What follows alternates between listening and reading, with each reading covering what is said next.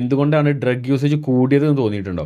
ഇത് ഭയങ്കര ഒരു ഭയാനകമായ ഒരു സിറ്റുവേഷൻ തന്നെയാണ്. ഇപ്പം ഞാൻ പറഞ്ഞില്ല, ഞാൻ ഒത്തിരി കുട്ടികളും പാരൻസൊക്കെ ഇൻട്രാക്ട് ചെയ്യുമ്പം ഇന്നലെ എന്നെ ഒരു പാരൻറ്റ് വിളിച്ചു, എനിക്ക് സാറൊന്ന് കാണണം മോളൊരു കാര്യത്തിനാണ്. അപ്പോൾ സംസാരത്തിൽ തന്നെ എനിക്ക് എന്താ പറയുക, പേടി എനിക്ക് ഫീൽ ചെയ്യുന്നുണ്ടായിരുന്നു.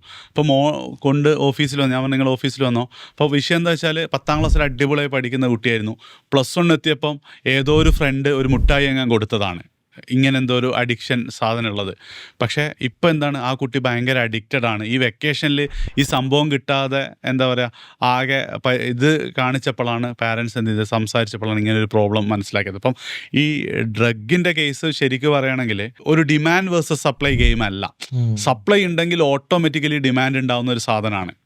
ആൻഡ് ഇതുപോലത്തെ അഡിക്ഷൻ ഒഴിവാക്കണമെങ്കിൽ the best thing is never start എന്നുള്ളതാണ്. പക്ഷേ അൺഫോർച്ചുനേറ്റ്ലി എന്താണ്, ഇപ്പം നേരത്തെ പറഞ്ഞ പാരൻറ്റ് എൻ്റെ നാട്ടിൽ ഒരു നാട്ടും പുറത്തുകാരനാണ്. അപ്പോൾ നാട്ടും പുറത്ത് പോലും ഇങ്ങനെ സുലഭമായിട്ട് ഡ്രഗ്സ് ഉണ്ടാവുകയും അവരെ ട്രാപ്പ് ചെയ്യാൻ വേണ്ടി ഇനീഷ്യലി എന്താണ് നമ്മളെ ഈ ചില സോഫ്റ്റ്വെയർസൊക്കെ ആദ്യത്തെ 1 മാസം ഫ്രീ യൂസേജൊക്കെ പോലെയാണ് ഇപ്പോൾ ഇവർ ചെയ്തുകൊണ്ടിരിക്കുന്നത്. അപ്പം കുട്ടികൾ ഒന്ന് ട്രൈ ചെയ്ത് നോക്കുന്നു എന്നുള്ളതും ഭയങ്കര ഒരു പ്രോബ്ലമാണ്. അത് സപ്ലൈ കട്ട് ചെയ്യൽ മാത്രമാണ് ഇതിൻ്റെ ഒരു സൊല്യൂഷൻ.